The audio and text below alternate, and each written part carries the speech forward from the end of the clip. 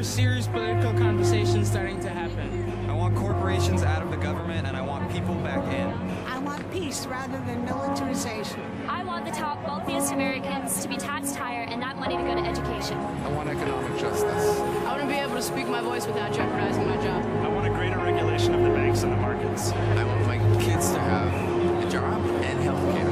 I want true democracy, but the 99% of us just don't have it anymore. I will always love you. Think back to the first time you originally heard the term, the 1%.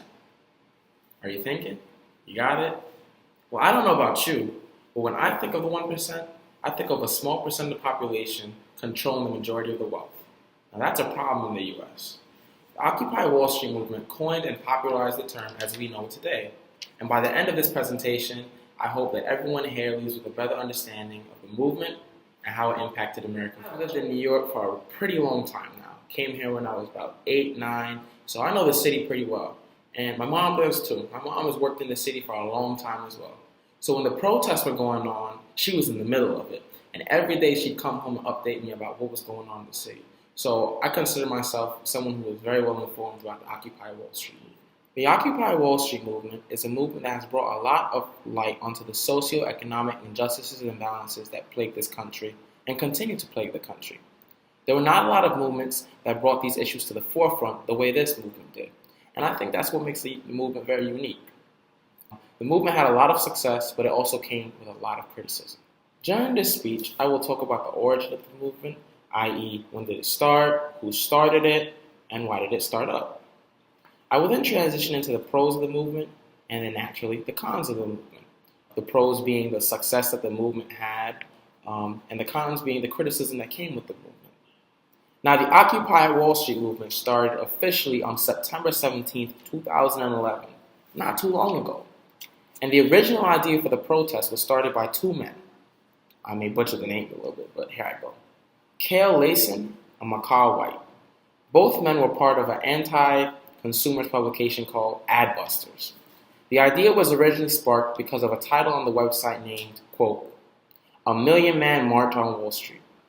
Now, the marching was done to bring attention to the large wealth gap that plagued the country.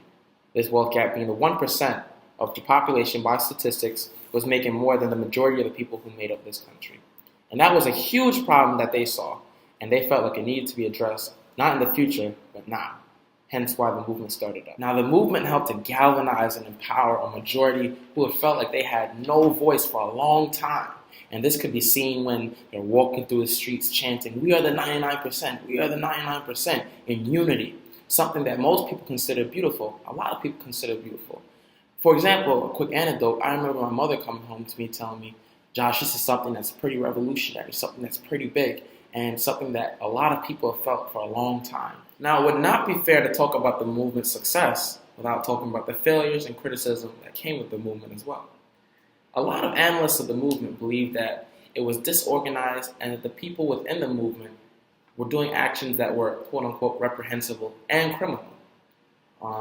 A lot of why the movement fizzled out was because of how disorganized and impromptu it was. Someone who had a lot to say about the movement and its failures was Bill O'Reilly from Fox News. Now here's a clip of Bill talking about the failures of the movement. Apparently there are illegal activities, drug trafficking, sanitation problems at the park. Tell me what the Hoover Eyewitness Report is. We got all kinds of crackheads down there. What are we doing? Well, they're not crackheads. They're soft drugs, Bill. So soft drugs. You smell the. What is a soft drug? Well, yeah, it's marijuana, stuff that you inhale. Although there are reports of heroin as well. The New York Post has reported that there have been heroin. Yeah, because you figure if you were a dope dealer and you had all these people here who may be customers, that's where you would go, right? It's dirty and filthy. There's rats running all over. There's dope all over the place. They're having sex outside at night and all of this stuff. Does that say anything about the entire movement? Now, a lot of the criticism that Mr. O'Reilly gives of the movement is fair. The movement was disorganized and the movement was quite impromptu. Now, let's recap. The movement was very unique in that it was one of the few American movements that galvanized multiple people of multiple races, all because of what the slogan was, "We are the 99%. It was a movement that had a lot of success because of its ability to bring people together. People who are black, people who are white, Latino, Asian, etc. All to march under one slogan an all to march under one purpose. Now, the movement came with success, but it also came with failure. Some of that failure can be attributed to the disorganization of the movement and how impromptu it was. Through this speech, we went over those failures and success, and we also went over the origin of the movement, the people who started it, why it started, when it started, and where it started. Now, at the end of this speech, I hope that everyone has a better understanding of the Occupy Wall Street movement and why it was done. And is there still a problem with the wealth gap? Of course there is. Is that something that needs to be discussed? I'll leave that up to you guys.